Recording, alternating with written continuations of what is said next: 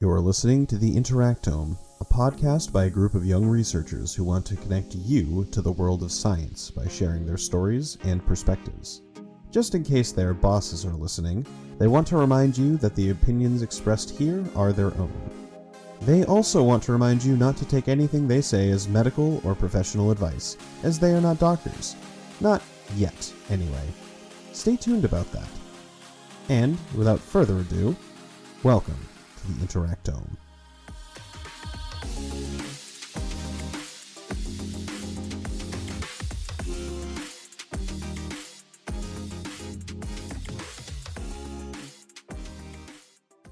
Hello everyone, welcome back to the Interactome. I'm Joe, one of your hosts, and I'm joined by some other wonderful people. Feel free to share who you are. Hi, I'm Sam, the other host, regular host, I should say, of the Interactome that's on this episode. I do science stuff, so biology stuff mostly, which is going to be relevant in a second when we introduce our guest. My name's Cole. For a little bit of background, I'm a machine learning engineer. I'm currently working at Meta, but I've been at a couple of the different Magma now, I believe is the term we're using, companies. Which, honestly, Magma does make more sense than Fang. I always wondered why Netflix was in there, and Microsoft wasn't. Microsoft, the most valuable company in the world, was not present in Fang. So, interesting on that one. But anyways, so I am a machine learning engineer, and yeah. Yeah, so we're super excited to have you on, Cole. I think recently, if you haven't heard, everyone listening, AI is kind of like a thing right now. A lot of people are talking about it, but not everyone knows exactly what it means. I would argue the vast majority of us don't. And Cole here has a good amount of experience with it. He's been doing this kind of thing for a little while now. And he will hopefully share some interesting insights, some interesting wisdom with us. And how did you kind of like get your start in this sphere? That's a really fantastic question. So I actually, fun little side note for anybody listening, is that I was originally in chemistry, and I actually met Joe in a chemistry lab back in college. Unfortunately, unlike Joe, I was pretty bad at chemistry, and I didn't flunk out, but I was not doing well, and I realized that I would have been one of the less talented people in the room, in every room I was in for the rest of my life, which is not where I wanted to be. You don't want to be the smartest, but I was not enjoying being the dumbest. So, at the same time, I was doing well in computer science, which was a required course for us as chemistry majors for some reason. Go figure. But anyways, ended up going to computer science. Found machine learning through one of the classes. Actually, it was an AI class originally. Through one of the classes, and that was a lot of fun. And so I just kind of kept going with it. And then I ended up getting a master's, and now I'm here. Yeah, what a wild journey. I remember. I think, let me just say, I think Cole is understating how awesome he is in all fields, as someone who witnessed him in the chemistry lab and elsewhere. So like Cole is a very very inventive person, and one of the reasons we're excited to have him on to chat. I think kind of just getting into it, I think the big question on everyone's minds who isn't really in the field is, what is AI? I mean, like, we think about like AI in movies, like Jarvis talking to Iron Man about like his armor being at like 37% or whatever, but it seems like that's not exactly what AI is in the real world. That's fair. Yeah, so quick question for you before I make a dated reference. What is the average age of your listener? We don't know. We don't know. We have no idea. We have no idea. Sounds like one of me. Anyways. Exactly. We to answer your question though, like we hope that our listeners come from all ages, all backgrounds. Okay, so then So I will make first a dated reference, and then I'll make slightly less dated references as we go. So sure. some of you who used Windows XP may remember Spot the dog, who hung out in the bottom left corner of Windows Explorer, and he would ask you if you needed help doing certain things, kind of like Clippy. Both of Mhm. these were very early AI. They were artificial intelligences. They um, were not real, but they were designed to appear intelligent, and they responded dynamically based on what you put in. Mhm. If you selected, a certain option of like I'm trying to copy files from here to there, it would show you how to copy files from here to there. Remember, this is back before computers were common knowledge, and so this Spot and Clippy kind of helped onboard people to computers. Likewise, in the more modern day and age, we have other types of AI. We have things like ChatGPT, which is a type of AI. We have much simpler AIs. We have artificial crossing guards, for example. When there's construction going on the road, you'll have these temporary stoplights that are put up.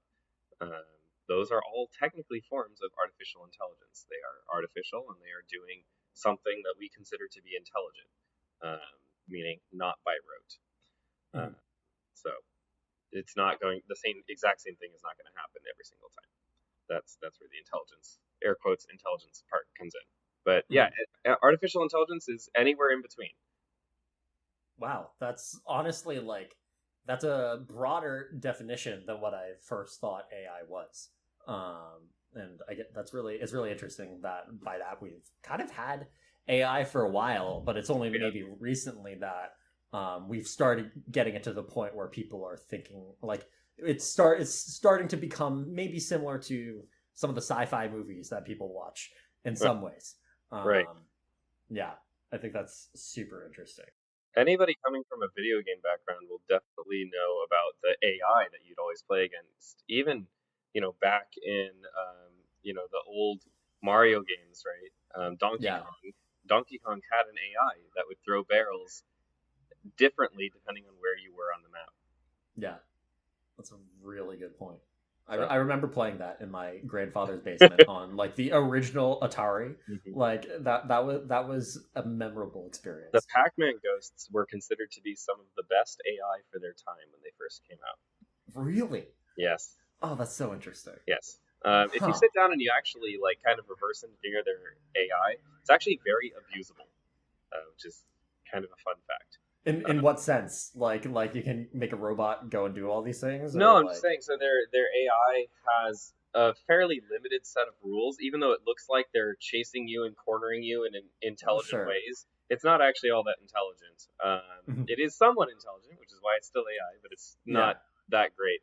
And in fact, one of them does not ever attack you at all. I believe that's Pinky. It Really? never actually attacks you at all. They will always try and remain a certain distance away from you. Huh. Is kind of fun. That's good to know next time I Yeah. play. Anyways, Huh. So when you talk about Yeah. these things being AI, what I think like so I guess what's the lowest bar for AI, and then what do you think? I think like there's people talking about something way bigger like artificial general intelligence, which is not something we've gotten to yet, right? So kind of well, where are the bars on that, I guess, is like where would you put them as someone in the field? yeah, it's really interesting. Putting a bar on, arguably there is no upper bar on it, right? And putting a bar on the low end is difficult. For me personally, I would put it on anything that has a variable out, or sorry, excuse me, anything that has an output that varies based on the input, right? Mhm. So in a non-uniform way, I should say. So, for example, if you put in x and you get out x squared, not that's not artificial intelligence. That's just doing exactly the same thing, to every input, right? But if you're putting in, x, and in some cases it spits out x squared, in others it spits out, x plus 5, in others it spits out, you know, square root of x. That could be considered artificial intelligence, right? And where this would look like is when you get those, oh my god, back when every website under the sun was putting on those little chatbot helpers on their website. Oh my god, I hated that. You'd be like, yeah, contact customer support. It'd be like, how can I help you? Would you like help with an order? And you'd be like, okay, sure, I'll click the order. And it's like, which order? And then you click your order, right? And then it's like, what do you need to do? And it'd give you like 4 options, but you'd never actually be able to talk to a real customer service representative. Those are definitely, I think pretty much everybody in the field would consider that a form of artificial intelligence, even though in the CS field, we would call those basically nested if statements, which you can think of as kind of like a tree of decisions. But even a lot of other types of AI and some types of ML as well are just nested trees. So it's I would argue it definitely counts. In that case, I coded an AI on my calculator in high school. What was it? Yeah, I had like a little I tried to make like a little like choose your own adventure thing where it would talk back to you, and if you hit like those nested if statements, and there was a degree of randomness in there. Yeah, you had a narrator AI. Yeah. Oh, a what AI? Sorry, I missed narrator AI. Yeah. Super cool. It wasn't like Super it was just cool. if statements. Yeah. I also my calculator. I don't think I have that anymore. I think it got wiped several times, and then also it stopped doing math properly. So maybe I also had a ghost in the machine. I don't know. It's weirdly weird. I have a curse when it comes to computers, though. We don't need to dig into that. Strange things happen. It's quite funny. Cool. Following up on your talking about AI, and you mentioned and some ML, yes. Or for our listeners, some machine learning too. What kind of what is versus is not AI? Where does machine learning fit into that? That's a really good question. I'm actually happy we're leading into that. So the because I think what a lot of people assume is, or what a lot of people use the word AI for, they really mean to use ML, right? They really mean machine learning. So the difference between AI and machine learning is that AI emulates intelligence. It is an artificial version of an intelligent construct. Machine learning is a machine, an artificial machine, that actually modifies its output based on the data it's been given. So the code is exactly the same.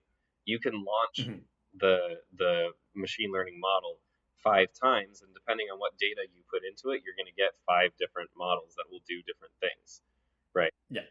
Meanwhile, with the those chatbots we were talking about earlier, or Sam, in your case, your narrator AI, yes, you had a little bit of randomness in it, but it's not actually learning based on its input. It's just making a random decision, right? Right. So those would be considered artificial intelligence, but not machine learning. In order to be machine learning, it has to actually respond based on the input data it's been given. And the reason this is important is because the reason machine learning came around in the first place is because a lot of these trees we can code out, right? If you were trying to code a choose your own adventure game, right? You can code, go to the box, right? Or go to box, open box, right? But there are only so many, different ways that you can code write your code to respond to a given user's input, right? Eventually you run into limits. And so you need something that is able to kind of generate these trees, more automatically. In a more realistic case, we talk about drug trials, right? Where we have drug A versus drug B, and we need to figure out which age groups, and maybe it's ethnicity, maybe it's age group, maybe it's country of origin. It could be anything biological. I don't know, Joe. You'd be better at that. Yeah, like sex. Probably definitely sex and age would be in there for sure. Yeah, and so you need to figure out which of these factors, determine whether drug A or B should be recommended to a patient, right? Pre-existing medical conditions probably as well, stuff like that. And so you can have thousands and thousands and thousands of pieces of input data, and trying to get a person to sift through all these different things, Did they have diabetes? Type 1 diabetes? Yes or no. Did they have type 2 diabetes? Yes or no. Did they have cardiac problems? Yes or no. Did they have vision problems? Yes or no. Did they have blah, blah, blah? Yes or no. You can have thousands. You can have thousands of these input things, right? Did they have pets? Did they have a dog? Did they have a cat? Right? And sometimes stuff like that is important, but it's very, very, very difficult for a human to actually go through. It would take ages, probably take years, right? And back in the day, that's what we did. But now we can have a machine learning algorithm go through all that data and draw those lines automatically, create subgroups where drug A would work better and other groups where drug B would work better, and some groups where you can't assign either drug because they're likely to die. So, these are cases where you need a non-human to go through and do that a lot faster. That's what makes machine learning and not AI. But all machine learning is AI. The inverse is not true. Squares and rectangles. Yeah. Really interesting. Like, my initial assumption was that it was flipped, that all AI is machine learning and not all machine learning is AI. That's really, thank you for clarifying that for me. Yeah. And then I guess this is just kind of me kind of building off of what Sam said about the kind of like what are the highest and lowest bars. Like, what's like the bet, like maybe you've kind of alluded to this in terms of like why machine learning is a thing in the first place, but like what are kind of like the best use cases for AI specifically? Like, what are some of the best things we can do with it, or like what's it really good at that like maybe we are? AI or machine learning? AI specifically. Yeah, okay. Wait, AI is the broader one. Yeah, AI is the broader one. Yeah. Oh, okay. So AI can be good for a whole bunch of different things, right? We've been using AI to route customers to the right customer support agents. We've been using AI to route. I mean, when you call pretty much any business nowadays, you get that list of press 1 for blah blah blah, press 2 for blah blah blah. Say spaghetti if you would like something.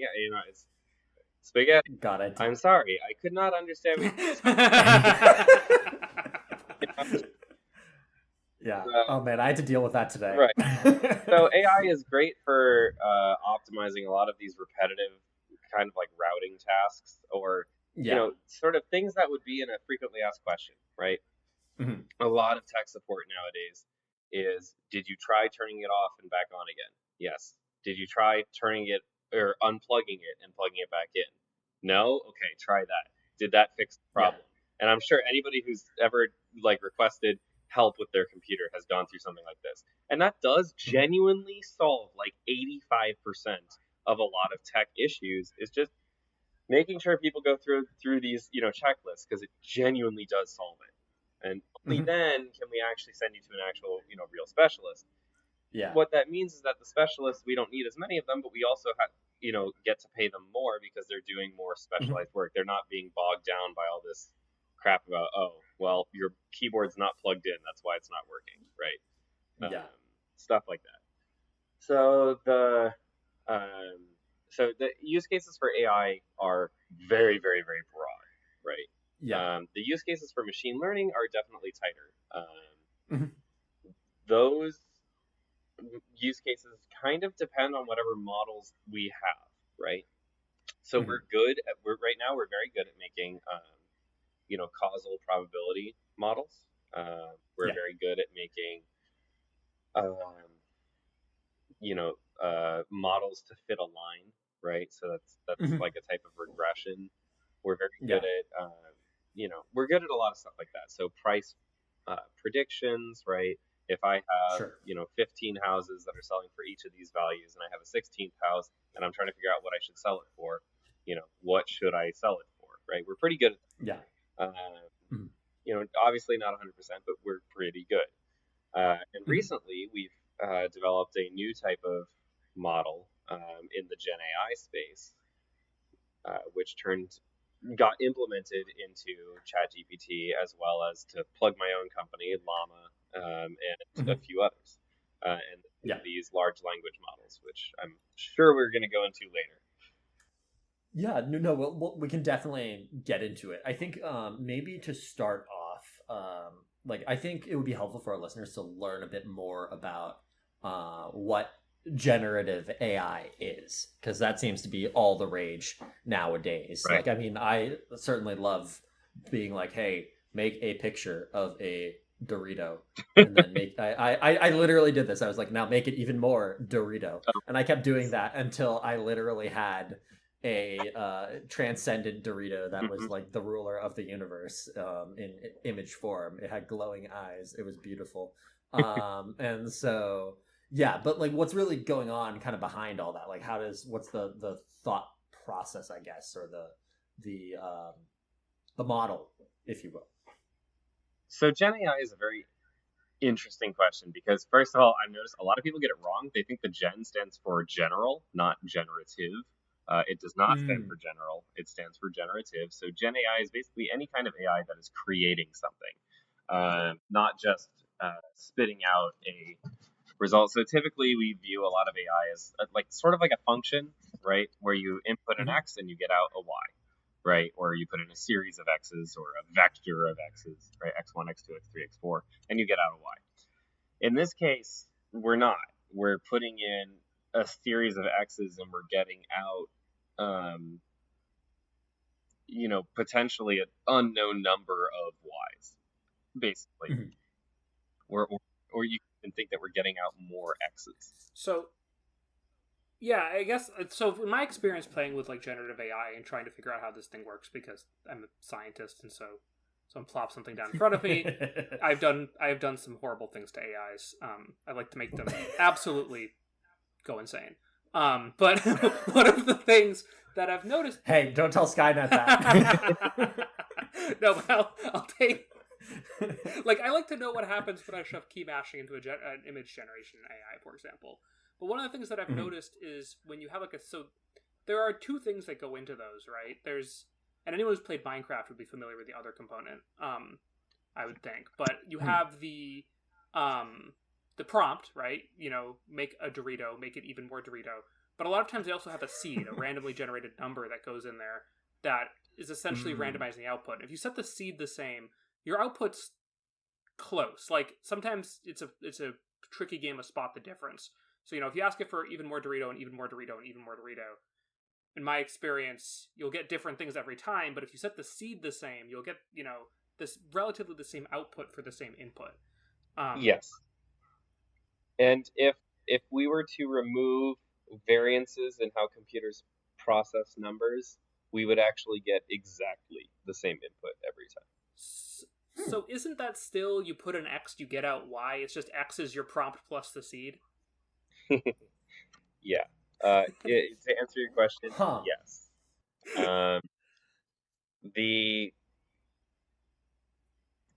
You're not wrong, and you're kind of starting to see through some of the. Can I curse on this? We'll honk. We'll bleep it out. Okay, You can say whatever you want. You're starting to see through some of the bull poop that a lot of the CS field likes to put out. Yes, it's not. Strictly speaking, you're not generating. You're not generating something any more than you are. Generating a number when you ask for a house to be, to predict the price of the house, right? Or, I guess the way that I think about this is like the classic like Excel or math class example where you put in a bunch of points and you ask it for a line of like the classic form of like y equals mx plus b, right? Yeah. So your input, we can go in a second. In my understanding of that, the training model is your points. The training data. The model is the line, and your output is a point on the line. So when I'm putting in something to a generative AI, it's traversing a space, a bunch of points and a bunch of lines, and it's putting out a picture, which is just a matrix of like some values. Yes. So, and this is maybe beyond some of the listeners, maybe, but it's beyond me. This is very novel. So when you put in a bunch of dots and you fit it to a line, it's just saying, hey, here's the most likely equation that could generate this, right? So, and and then it says, okay, from this most likely equation, so, you put in a bunch of dots. Say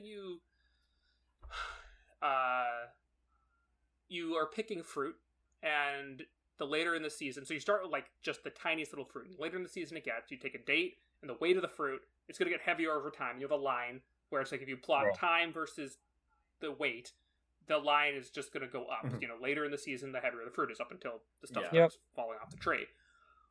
Mm-hmm. And so you can make a model that fits that, right? So you can say, if I pick a fruit on June 15th, it's going to only weigh 5 grams. If I pick it on, August 31st, it's going to weigh 400 grams. Right. Yeah. Now, for the image generation, my understanding is you're putting in, saying, here's a ton of pictures that a bunch of people and everything else has made.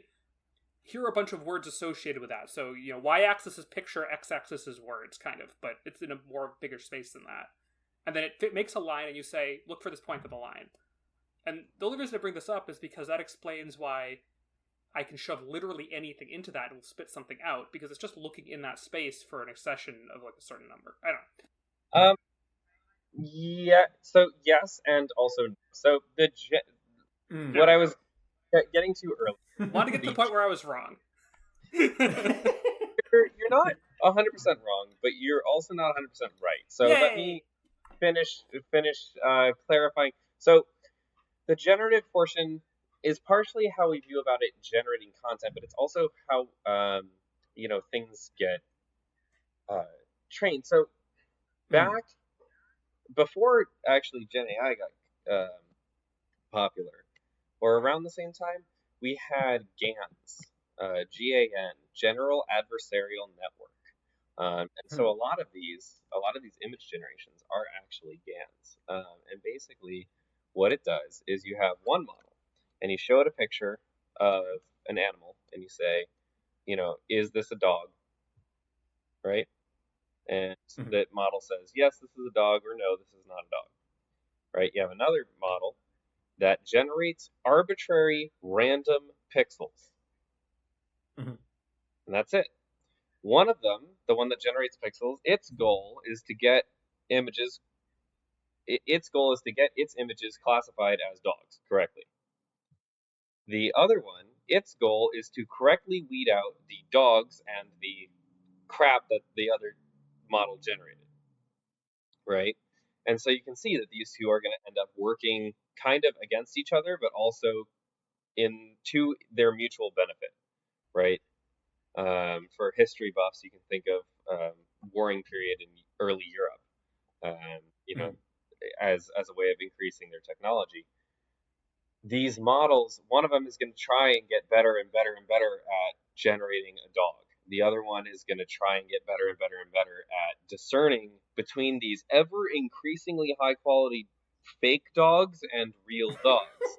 And that's where you get websites like thispersondoesnotexist.com, which was a website that went viral probably 6 years ago, because that was a very, very good GAN that came out, and you can still look at it today. It just generates a picture of a person, and it looks like just a headshot. And I would say 9 out of 10 times it looks exactly like a person. And it did 6 years ago. It looked exactly like a person. So what these generative models are doing is they are, and again, I want to stress, we don't typically use, like in the industry, we don't use a lot of the like buzzword terms, right? Yeah. Gen AI, general intelligence. Like we tend not to use those because they're not relevant.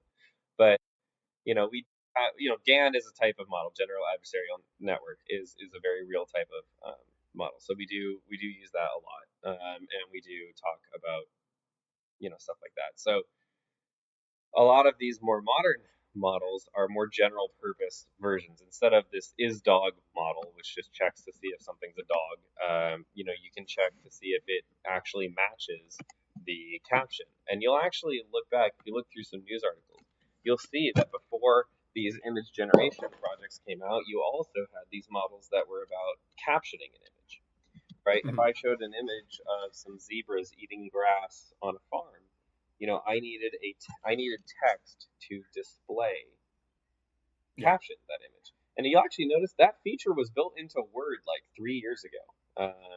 You could just right click and generate a caption for any image. Oh yeah, it was, So wasn't it? mhm. I just looked at it. I was like, oh yeah, that's an image. Oh Yep. okay. Like, So that was actually a very advanced piece of technology, and that's kind of the other half of these image generation models. You have one that needs to be able to caption an image, and one that needs to be able to take a caption and create an image, right? mm, Um, and the one that's generating captions needs to, try and figure out what images don't make sense, right? So you have, ChatGPT is actually what we call an ensemble model, right? okay. Which means it's just that's a fancy way of saying it's a series of different models that work together, right? One of them can Hmm. caption an image, the other takes that caption, is a language model that takes that caption and just treats it as text, right? Yeah. So when you show it an image of a zebra standing on the moon eating Doritos, and you say, "What's funny about this image?" Right? What's actually happening there is that there is going to be a model. And for context, I was not involved in the development of ChatGPT, not on that side at least. So I'm not held by NDA. Also, none of this is fact, but it's this is 99% how it works. Is that one model is taking a look at that image and is generating a caption. This is a zebra eating Doritos on the moon, right? That's the caption that's generating. And then the other model is taking in your text, which is what's funny about this image, and the text description of the image, which is zebra eating Doritos on the moon, and it's just doing its normal language thing, which is saying, oh yeah, what's funny about a zebra eating Doritos on the moon is that a zebra wouldn't survive on the moon, and zebras don't eat Doritos, so the whole situation is a fantasy wonderland, right? Mhm. Which is exactly the output that you get when you plug it into ChatGPT, because that is what makes sense. Interesting. So, kind of following up on that, you've mentioned a bit about like language models. Like, how just really briefly, like, how would you define a large language model? Yeah, so basically, a language model is just a model that deals with language. It deals with, I mean, not to use the definition or Yeah, word sure, in the definition. It's sure, a type sure. of machine learning model that Yeah, is focused on dealing with like natural language processing, right? yeah. So, sentences, words, Mhm. paragraphs, stuff like that. That's language, as opposed to numbers or categorical data or anything like that, right? Yeah. So, and then a large language model is just a big one. Like it really is that simple. Mhm. Language models are typically neural networks, Mhm. which we don't have time to get into Yeah. all the way. I don't think. Yeah. But Luckily, listeners, if this is your first time tuning in, we did actually interview a mathematician about the math underlying neural networks. I totally forgot So about that that. episode is episode 27 is about neural networks. So Cool. Yeah, go see episode 27. There you go. So, but that's not going to talk about necessarily the implementation of it. That's just like the math. It's very good though. I enjoyed it. Our guest is very fun. but Cool. neural networks are typically what comprise large language models. And Yeah. so literally it's just how many neurons are in your neural network. That's what makes it large versus a not large language model. Oh, Yeah. I thought it was the model size. No, Like how much that's what I'm goes saying. into it. Like how much information goes into it. Sorry, not model. Oh, Uh, no, not really, because I mean that you can still have a very small model. So sorry, a bunch of data going Mhm. into a model with a few neurons, that's still considered a small model. And the reason is Interesting. because the model after it's trained is only going to take up so much space in memory, and it's only going to take so long to run, right? So small models are typically faster, lightweight. We could include them in websites that somebody downloads onto their computer when they Google something or when they load a web page, right? We can include them Yeah. in that as long as it's a light, small model. A large model we need to have running on a dedicated server, right? This is why you Yeah. have to pay for the pro version of ChatGPT and all these other models, is because they want to make money, right? Yeah.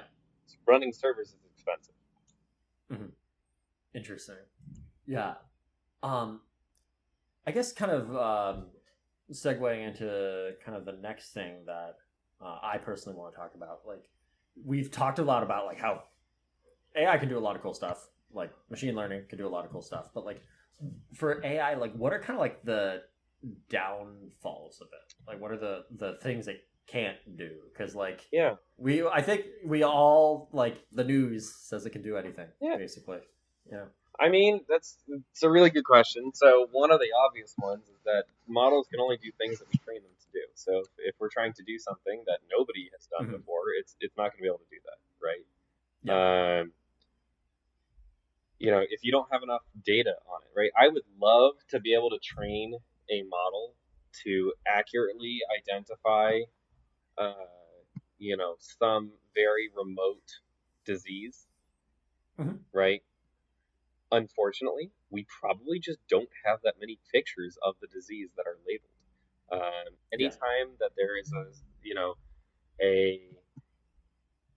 anytime your data is unclean, meaning it might have incorrect values or just garbage, you know, you can't really train a model for that. So, I mean, in general, the main downfall for models is data, right? Under the hood, you need data to make a model. If you don't have data or can't get data, you can't get a model. So, you know, you can't. It's very difficult. For example, it's very difficult to have an AI write not even just create visually. Let's just say write a you know, $1 billion movie screenplay. In all of existence, there are about 100 $1 billion movie screenplays. Yeah. Right. And that's just not enough data because you're trying to generate something that's hours long and you only have a couple of examples, right? For something like that, we would want like millions of examples. If we had, you know, 3 million $1 billion movie scripts, honestly, we could probably write a decent model, right? Actually, probably more than 3 million, probably closer to like 30 billion, but still. But like we could write a decent model. Actually, it's probably more than that. It's probably in the trillions. But anyways, you get the point. We could write a decent model. I'm forgetting how long movie scripts are. That's the thing. Movies are very, very long. So you need a ton of them. And not even just the script. You need the screenplay too, right? The composition of the screen. So anyways, the point is we don't have that data. We don't have enough of it, right? We can't. That's why if you ever ask ChatGPT to you know, write a fun fantasy adventure, there are so many people that have written fun fantasy adventure stories and posted them on all their blogs for the last 30 years, right? The remote corners of the internet. There are not a lot of people that have written, you know, haikus about how many R's are in the word strawberry. And so, you know, you're asking it to combine certain types of data in certain ways, and if it doesn't have the data to do that, it's not going to do a good job, right? For example, nobody has ever textually asked how many R's are in the word strawberry, right? Because it doesn't make any sense to do so. Yeah. Right? It doesn't. That kind of data simply isn't there. Because as a person, you're looking at that, you're like, I'm never ever gonna write this down. It's like I can count them. Even a 5-year-old can answer that question, right? But the way that so that one's actually a bit tricky specifically because it also comes down to how the model actually reads, you know, the data. But let's not get into that. But the point is, anytime you get a weird response from an AI, it's usually because the input data is odd or not. You don't see what's open in the other tab on my computer. I may have shoved key mashing into a generative AI and have been looking at the things that come out. I have a habit of doing this. It's great fun, provided the results aren't too weird. Right. Oh, yes. But so I've noticed also, like, I take a lot of pictures. Sometimes I'll post them with, like, free licenses. And I was just looking at it, and, like, half of the captions are just dead wrong. So I must be taking pictures of weird stuff. Or, you know, I don't know which auto-captioning model are you? I'm just posting it to Unsplash, which is like a free image repository, but it's corporate. But it, for whatever reason, it can't seem to tell the difference between trains and cars. Yeah, So it must most be likely. just wasn't trained on it, right? Possibly, or in that case, it's more likely that it's just a smaller model. So the smaller the model, the less intricacy it can handle, right? Interesting. If you have the reason humans are, very, very smart compared to a lot of other animals is largely due to it's due to a lot of things, but one of the main things it has to do with is our neuron connections, right? We have a very densely connected brain. It's not just bigger, it's also dense or more dense. There's a lot more connections between different neurons, and I'm sure you're better at talking about that. If you are interested in having a neuroscientist, by the way, I have a neuroscience friend who would love to talk about this in a lot of depth. Anyways, we'll follow up on that. She and I run a nonprofit where we help neuroscience, or we help give underprivileged people education on neuroscience and AI and machine learning. So that's super cool. But yeah, anyways, not to self plug, but anyways, the that's one of the main reasons we're smarter. And likewise, models, being based on literally the way our brains work, they are better if they're bigger, or they're able to draw better conclusions, right? So in my guess is, Sam, in your case, to keep operating costs down, they probably used a lot of data to train a very small model, and that model is most likely running in your own browser. It's probably not even running on a server. It might be.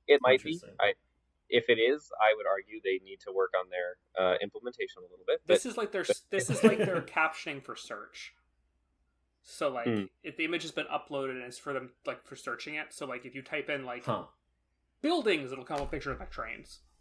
It's just not getting it right.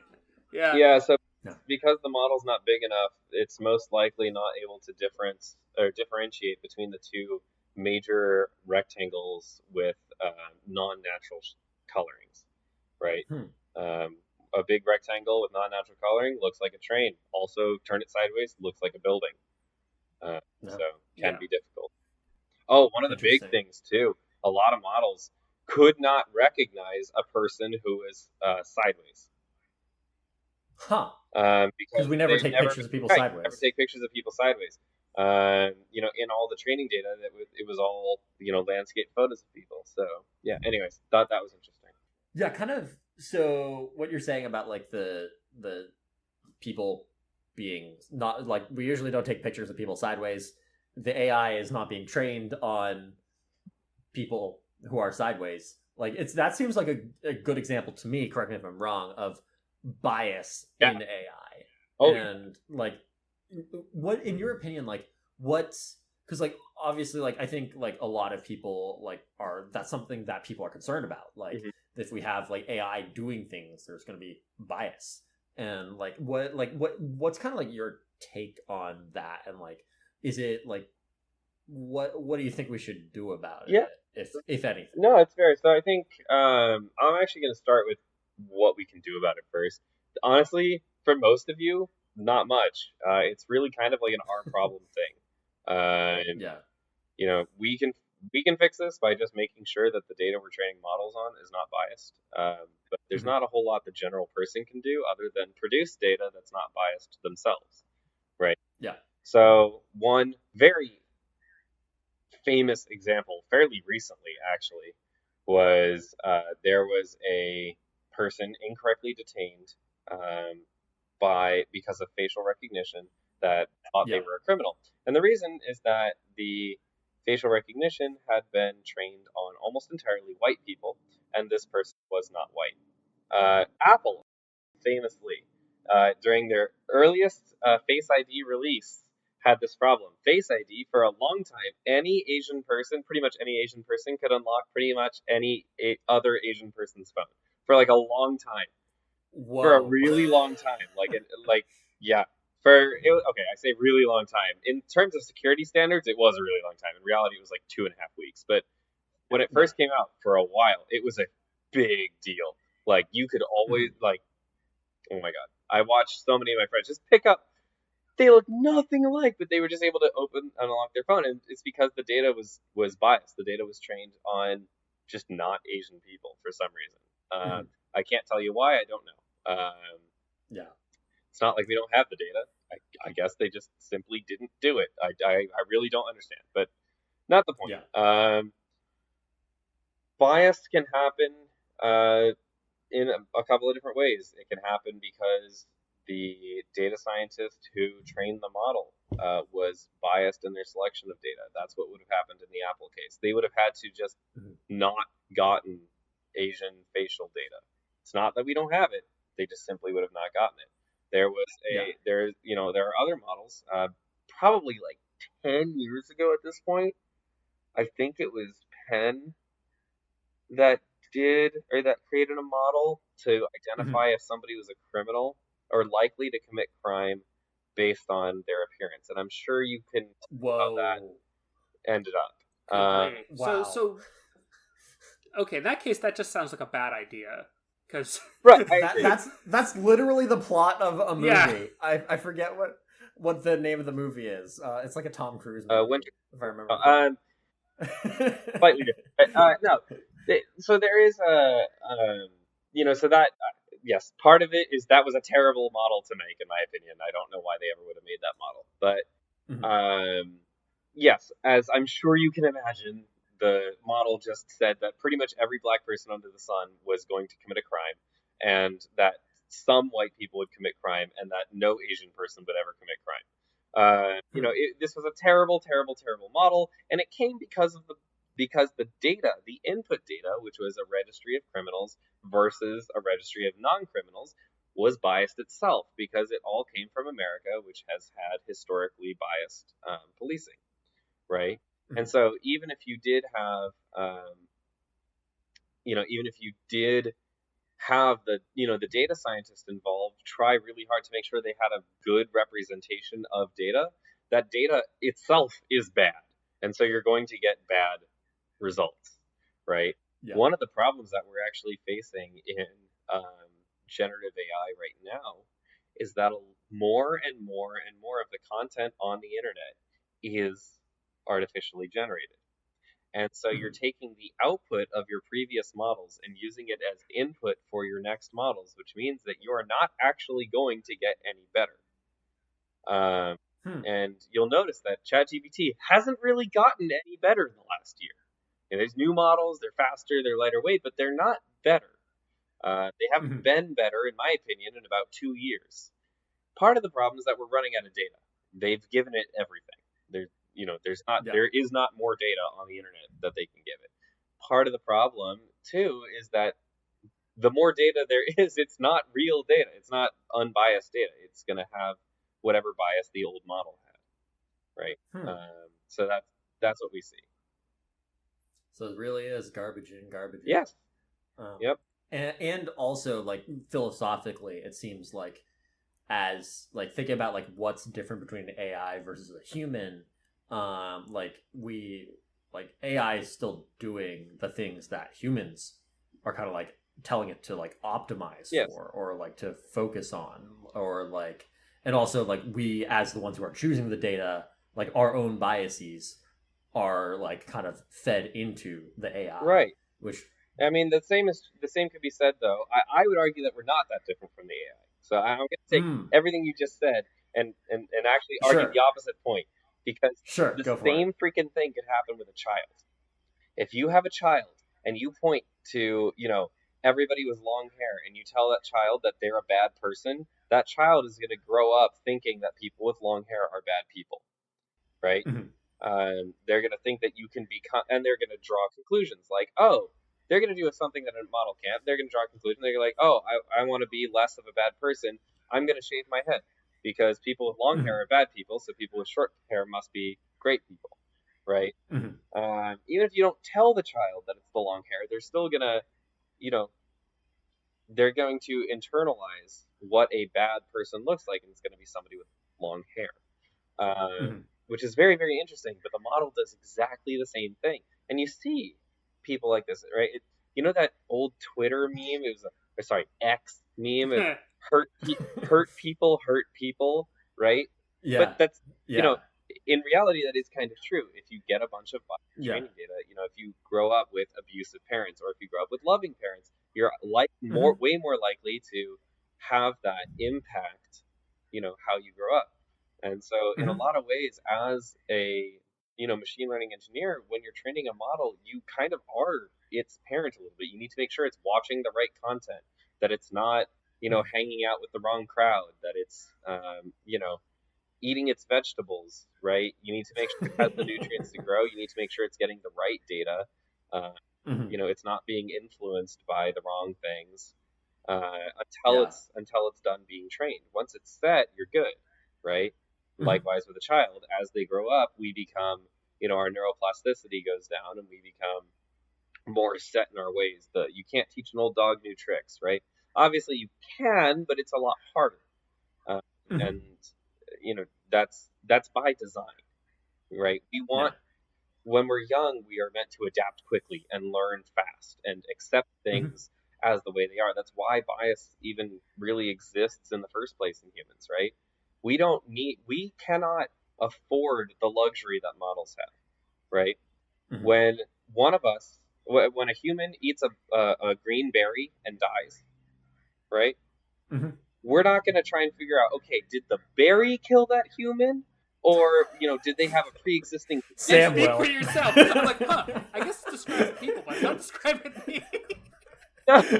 Sorry. Well, no, Sorry to interrupt you, Cole. No, you're right. Let's picture you've got a village of 10 people, right? One of them goes pick a bunch of green berries that nobody's eaten before, right? One of them, and he eats a bunch of berries and he dies, right? A day later. You're probably going to assume it's green berries that killed him, right? And for the rest of time, your village is going to avoid those green berries. Those green berries might be good for you. You have no idea, right? But you're not going to run the experiment again. You're just going to accept that is the way of the world, right? The model, we're going to send 500,000 people to go eat those green berries, and we're going to see how many of them die, right? And then we're going to take all that data and give it to the model. We're going to say, okay, model, did the green berries kill these people? Right, stuff like that. So we don't have that luxury in real life, but in the virtual model world we do. So humans pick up bias very quickly, and it sticks with it. It sticks with them for a very long time. It's very hard to get rid of it. Models pick up bias, during their training very easily, and when they are done training, they cannot be, trained better. Right? You'd have to retrain basically. So I would argue it's very similar to a person. And it's all about how you're raising your model. I was just going to ask, as a consumer, I mean, I'm a scientist and people start talking about using AI. How can you best tell what is good to use, right? Like, I mean, I might get a wild hair and try to train my own AI, but the average person probably won't do that. And so how do you pick the the right model? And to be fair, I would have no idea what I'm doing. I would just try it anyway because... Are you just saying, like, if you had 5 pre-trained models to choose from, which model do you choose? Yeah, like I got a bunch of vendors come in at work and they're like, they're all AI stuff and they have these things and I'm trying to pick if it's... Right. Yeah, so I mean, the easiest way would be to have a test set, right? A data set that, where you have your inputs and you have your outputs and they're known, right? Maybe a couple hundred or a few thousand, entries. Obviously, the more the better. Make sure that their model has not been trained on that data, because if it's, if that's like, studying for the test, so that's not actually indicative of your knowledge, right? So make sure that it's not actually trained on that data and that it's new data that the model's never seen before. And that's your test data set. And you're just going to give it all the unlabeled data and you're going to say, predict the labels for this, right? And, in the case of protein folding, for example, you would say, here's a bunch of the inputs. And although I know how they're going to turn out in the end, because we've actually simulated it, right?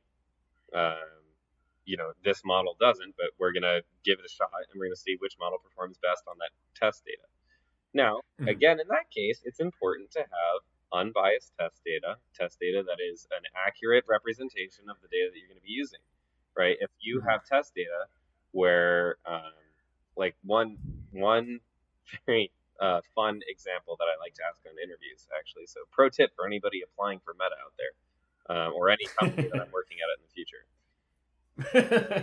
You have a model whose whole purpose is to predict whether your server is up or down, right? If the server is alive or it's dead, right? Because servers die. They do that sometimes.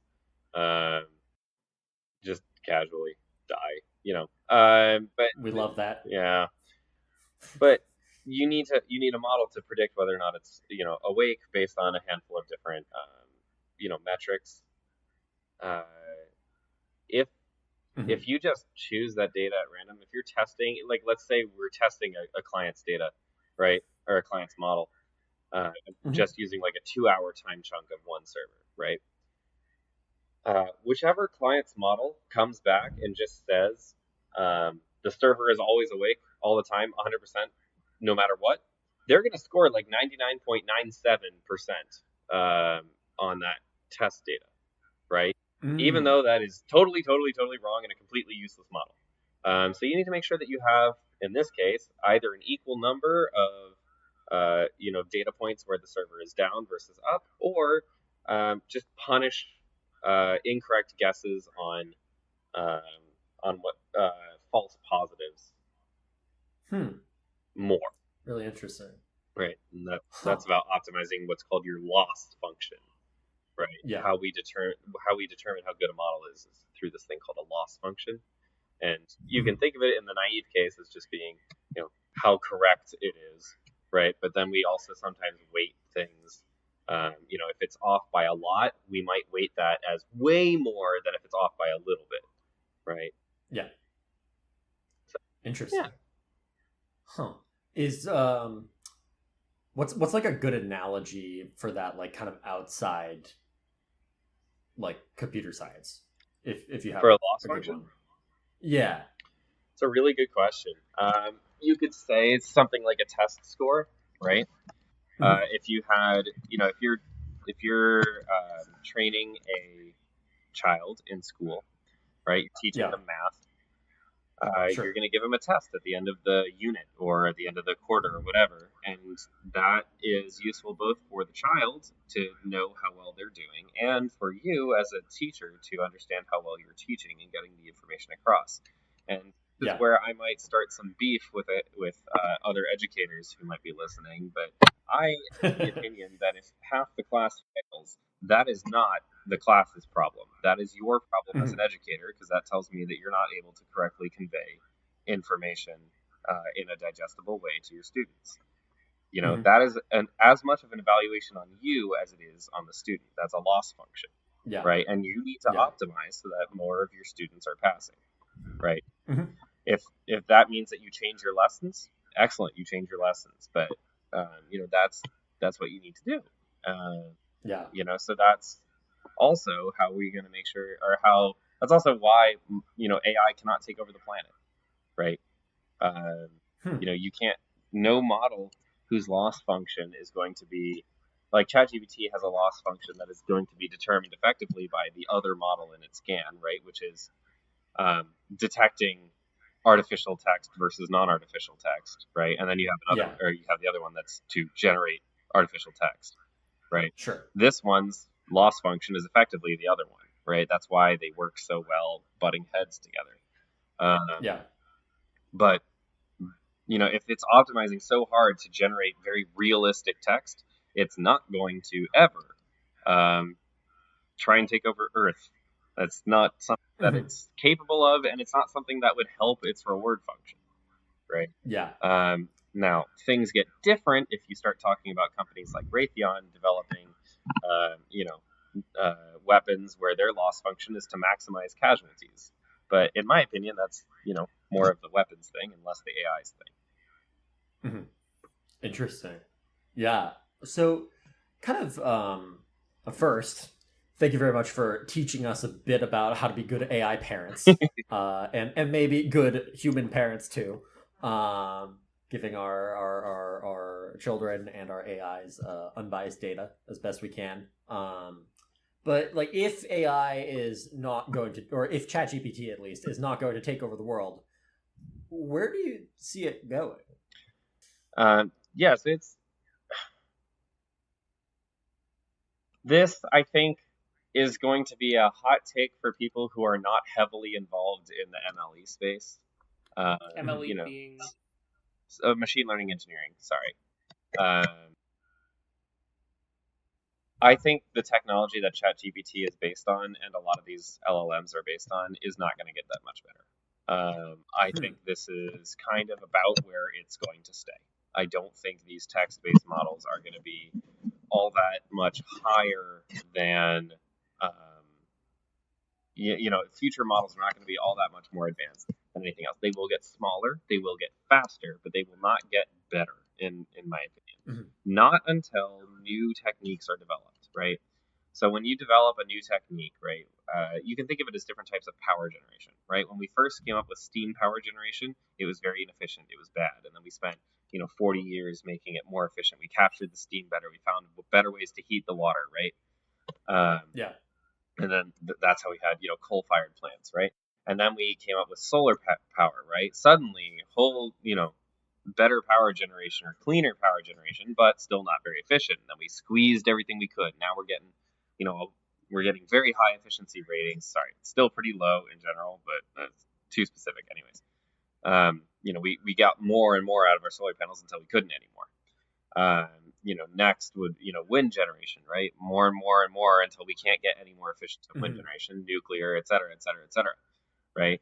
Yeah. When nuclear fusion, which for those of you who don't know is the newest type of power generation, it will replace nuclear fission, hopefully, and hopefully everything else, because it's insanely clean and high yield, but very hard to do. That technology is going to start out as a very big base technology, and then we're going to improve upon it for probably the next 40 to 80 years. And then eventually we're going to hit the limits of that one as well. The hope is that the limits of that one will be enough that we'll never have to worry about it again, but it's not a guarantee. Likewise with machine learning models, right? We started out way back in the day, we had Bayesian models, we had our decision trees, right? And without getting into what these model types are, they're just different techniques for models, and we were able to get pretty good at making each of them, but they all have limits.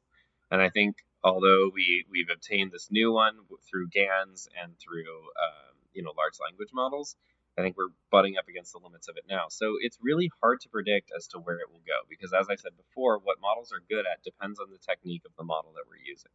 And so if we develop an excellent new technique for a task that currently AI is terrible at, we could see a huge jump forward in that area, right? Yeah. Probably it's not going to be in price predictions. We do a pretty good job on that. So we do a pretty good job on that so far, right? It's probably not going to be in language, right? It might be in language because there's a lot of money in it right now, and we still have room to improve, clearly, right? ChatGPT is still not very great.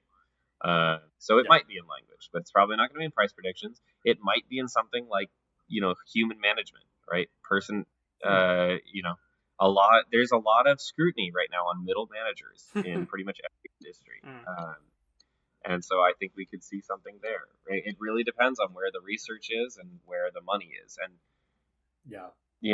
because ultimately money funds research. I'm not on the research side. I'm on the applied, what's called the applied side, which is after the researchers make their models, I take their models and I solve problems with them. But so I'm probably not the best person to ask about where it's going. All I can say is that the next place it does go, you're going to see an explosion, just like with ChatGPT, filling a bunch of holes and solving a lot of problems. And it'll be big. And I'm looking forward to it. Cool. And also, it's worth noting, you're the engineer here, for your I am a kind of an engineer too, so I understand that position. And so this is a totally different viewpoint than we had a few episodes ago, but that episode I was talking about previously, episode 27 there, that is someone who does do the research side of things. So Okay. that talks about like how you can build a better network and not a better, but like build better neurons essentially. Yeah. So Interesting. Yep. Really yeah, interesting. but Now, something to keep in mind as well is that yeah, individual researchers are going to have their own biases Hey. towards their own fields, right? Not Mhm. going to be necessarily well versed in every type of ML technique under the sun. But yes, sorry, I'm sure that's a very interesting episode. But oh yeah, no, I didn't yeah. mean to like plug another thing, but I was just like, that's. I think that's important to note that like we're getting to a point with this project of the Interactome where we're getting at things from multiple angles here, and I think that's very cool because the talk about implementation is just that's you have a lot of details that I just was completely unaware of, and I think that's just fascinating. How do you actually implement these things, and where are we butting up against those problems is it's something else. Yeah, that's definitely what we're all about here at the Interactome. I think I've learned a lot from this episode. I hope that I've learned how to be a better parent to both AIs and hopefully my future children. Yeah,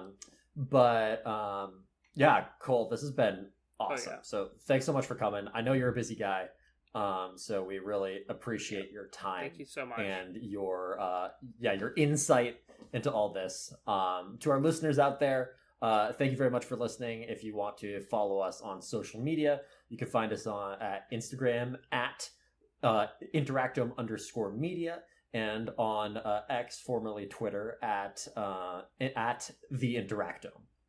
Thank you for listening. Thank you. See you next time.